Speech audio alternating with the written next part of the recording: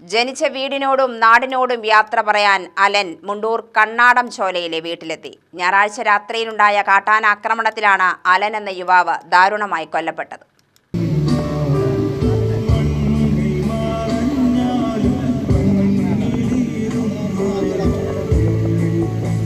അലന്റെ വരവും നോക്കി നൂറുകണക്കിന് നാട്ടുകാരും വീട്ടുകാരുമാണ് ആ മുറ്റത്ത് കാത്തുനിന്നത്.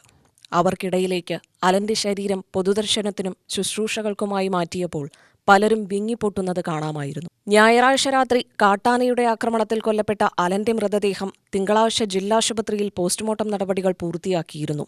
അലനെ ഒരു നോക്ക് കാണാൻ കേരളത്തിന് പുറത്തുള്ള ബന്ധുക്കൾ ഉൾപ്പെടെ എത്താനുള്ളതുകൊണ്ട് മൃതദേഹം പാലക്കാട്ടെ ഒരു സ്വകാര്യ ആശുപത്രിയിലേക്ക് മാറ്റുകയായിരുന്നു.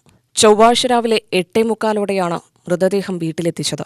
പൊതുദർശനത്തിന് ശേഷം ഉച്ചയ്ക്ക് 12 മുണ്ടൂർ മൈലമ്പുള്ളിയിലെ ഇന്ത്യൻ ചർച്ച് ഓഫ് ഗോഡ് ദൈവസഭയുടെ സെമിത്തേരിയിലാണ് സംസ്കാരം നടന്നത്. അലനെയും അമ്മയെയും അവരുടെ സ്വന്തം വീടിന് 100 മീറ്റർ അടുത്തുവെച്ചാണ് കാട്ടാന ആക്രമിച്ചത്. ആക്രമണത്തിൽ ഗുരുതരമായി പരിക്കേറ്റ അലന്റെ അമ്മ വിജി തൃശൂരിൽ ചികിത്സയിലാണ്. പ്രാരാബ്ധങ്ങൾക്കിടയിൽ കെട്ടിപ്പൊക്കിയ ചെറിയ വീടിന്റെ പണി പൂർത്തിയാക്കണമെന്ന സ്വപ്നം അവശേഷിപ്പിച്ചാണ് അലൻ എന്ന 24-കാരൻ വന്യമൃഗ ആക്രമണത്തിന്റെ രക്തസാക്ഷിയാവുന്നത്. UTV news, Palakkad.